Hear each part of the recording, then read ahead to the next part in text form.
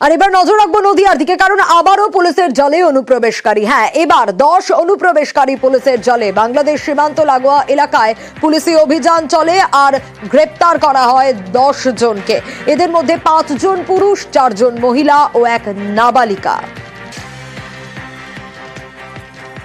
আরো বিস্তারিত জানাতে পারবে রঞ্জিত, রয়েছে আমার সঙ্গে। রঞ্জিত, রানাঘাট পুলিশের জালে 5 ভারতীয় দালাল বলেও খবর পাওয়া যাচ্ছে। কিভাবে এই অনুপ্রবেশকারীরা পুলিশের জালে এলো?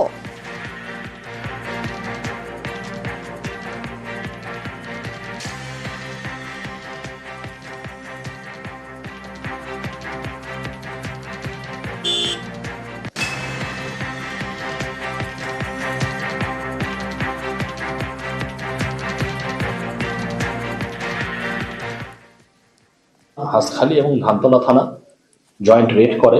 সেই রেডে টোটাল 15 জনকে অ্যারেস্ট করা হয়েছে, যার মধ্যে 10 জন হচ্ছেন বাংলাদেশ থেকে ইলিগালি ইমিগ্রেটেড হয়ে এখানে এসছে এবং 5 জন হচ্ছেন টাউটস, যারা তাদের হেল্প করেছে। এদেরকে পিসিতে নেওয়া হবে, জিজ্ঞাসাবাদ করা হবে।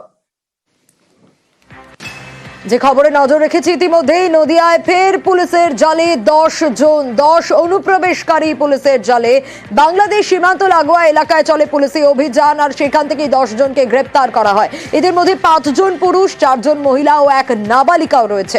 রানাঘাট পুলিশের জালে 5 ভারতীয় দালালও, এমনটা জানা যাচ্ছে। হাঁসখালি ধানতলা থেকে পাকড়াও করা হয়েছে 15 জনকে।